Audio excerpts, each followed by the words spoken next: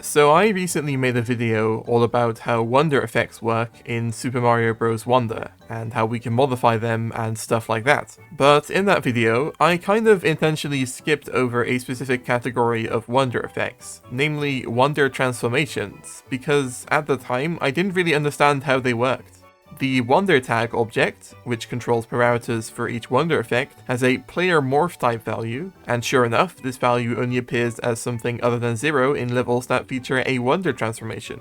Notably, the Metal Mario effect actually isn't a Wonder transformation, at least not in the game's code, since the player's model, controls, and abilities stay the same, only the physics and shininess of the player model get changed. But anyways, when working on my previous video, I of course tried to put a Wonder transformation into another level by just changing that player morph type value in a level where it was originally 0. But that had a weird result, where the player would be stuck and invisible in mid-air. In fact, the only way I could tell the player was there at all was because I could still use the emojis. So that meant there was something affecting the Wonder transformation that made it to where it did work in the original game's levels, but not in levels I tried to add the transformations to. Surprisingly, I ended up finding this additional factor in the course info files. I've talked about these files before. They basically control a bunch of outside information about each level that the game needs to store, like a level's difficulty rating and the file path of its course preview. But for levels that feature a Wonder transformation, this file contains an additional value called course player morph type.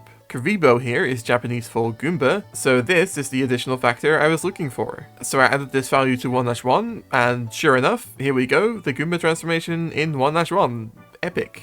I honestly don't know why the game bothers storing the Wonder transformation type of a level this way. As far as I'm aware, there's nothing externally about the level that changes depending on what Wonder transformation it features. This also means it's probably quite difficult, if not just impossible, to make a level that features more than one Wonder transformation. In fact, this might explain why that never happened in the original game either. Anyways, now it's time to have some fun with this. There are 7 Wonder transformations in the game in total, so let's mess around with those and see how well they work in other random levels.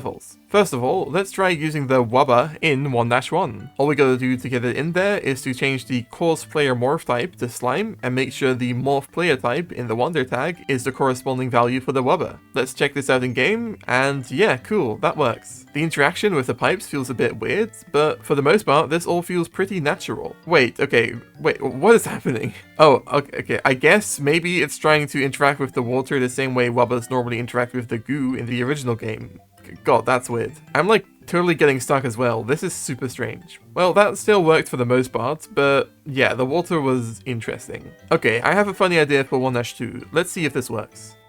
Okay, here we go. In case you haven't seen it before, yeah, they didn't bother making the stretchy body effect look any good without the silhouette lighting. But honestly, I feel like this transformation actually sort of fits this particular Wonder effect in terms of level design due to the piranha plants walking on the ceiling. It works pretty well, even though it looks super weird. Here, even with these question mark blocks, it's like this section was made for this transformation. Anyways, let's move on to 1-3, where I put the spike ball transformation. Oh, okay, interesting. Although we're absorbing the stars, we're not actually getting the star effect, meaning the timer is just going to continue counting down. Yeah, okay. I should have seen that one coming. Okay, I guess I can get rid of the timer by just setting it to 0, actually. Let's try that again. Yeah, just like with 1-2, I feel like this one actually fits in pretty well, since you can mow through the boxes very nicely with the spike ball, and you can also build up a lot of speed. Honestly, I think the coolest thing about all of this is that all these transformations are actually interacting with everything exactly as you'd expect. Whereas in a game like New Super Mario Bros. U, for example, which I modded for over half a decade, most objects that don't interact with each other in the original game basically also just ignore each other if you do put them together. In Wonder, it seems like a lot of objects and transformations were made to function with anything else in the game, which gives all of this stuff a lot of potential for custom levels. Anyways, on to 1-4. Or, well, I keep calling these levels 1-whatever, like I'm talking about older Mario games as levels, but this game doesn't have any level numbers, so I guess on to Here Come the Hoppos. Alright, I made the player transform into a Goomba for this effect. Let's see how that goes. Okay, here we, okay, I wasn't what? Do Goombas just die from anything, or is it that the Hoppo actually crushed me? Let's try that again. Okay, let's try to take shelter this time. So far so good. We can actually bounce off of them at least.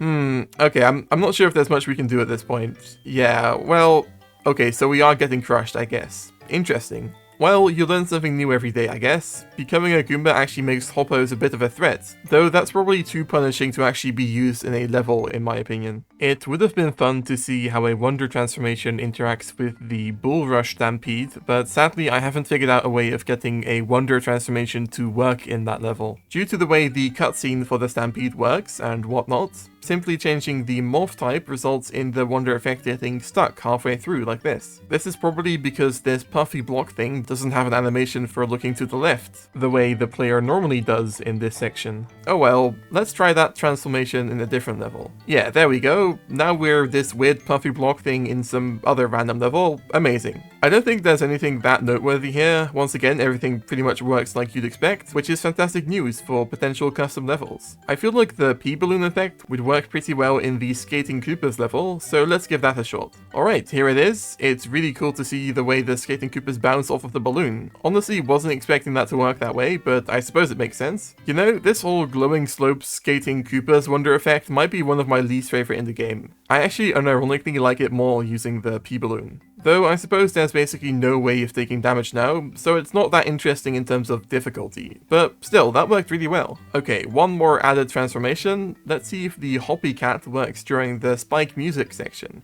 Yep, that also worked, though the auto-scroll is making the higher jumps a bit redundant. I also found it interesting that the game actually didn't allow me to collect this Wonder Seed up here early. It wasn't until I'd gotten closer that hitting it actually did anything.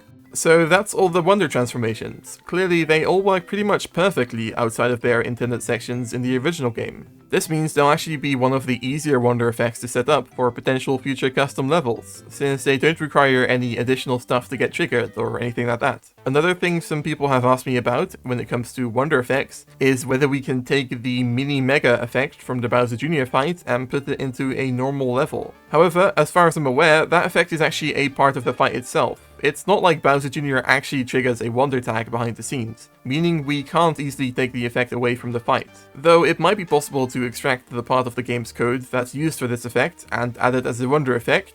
That's way too complicated for me to try and figure out for now, but it might be possible in the distant future. Either way, that did get me thinking. Since Bowser Jr.'s fight doesn't actually feature one, what happens if we trigger an additional Wonder effect during the fight? An effect like a transformation maybe? So I added a Wonder Flower and a Wonder tag to Bowser Jr.'s boss arena. Let's see how this one goes. Oh my god, it's actually working. We're rolling around as a spike ball during the fight. Interestingly, it seems like Bowser Jr. doesn't damage us, so let's try damaging him instead.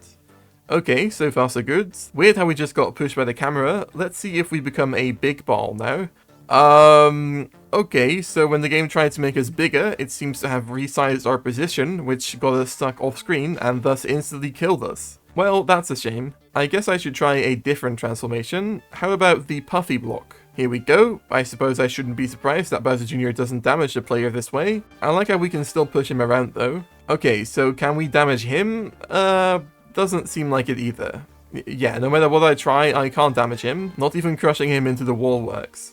Well, I only see one way out of this. If he lands on me, surely that would, yeah, okay, there we go. Well, good to know that works at least. Okay, well, I better not spend half this video in this boss room, so I think we'll leave it at that. I believe the other transformations would work pretty much like you'd expect. The Goomba would get killed, the P-balloon is unkillable, and the other transformations would still allow you to damage him like usual. But if you disagree and think I should test those out regardless, be sure to let me know in the comments down below. In fact, don't be shy. If you have any suggestions for other potential Wonder transformation interactions in other levels that might be interesting for me to check out, please do leave a comment. Or else, you could also try and find out for yourself by joining the Wonderland Discord server linked in the description. That's the best place to learn about Wonder modding and show off your own mods. Anyways, that's it for this video guys. Don't forget to subscribe to the channel if you want to keep up with my Wonder modding videos. Thank you so much for watching, see you later, and bye bye!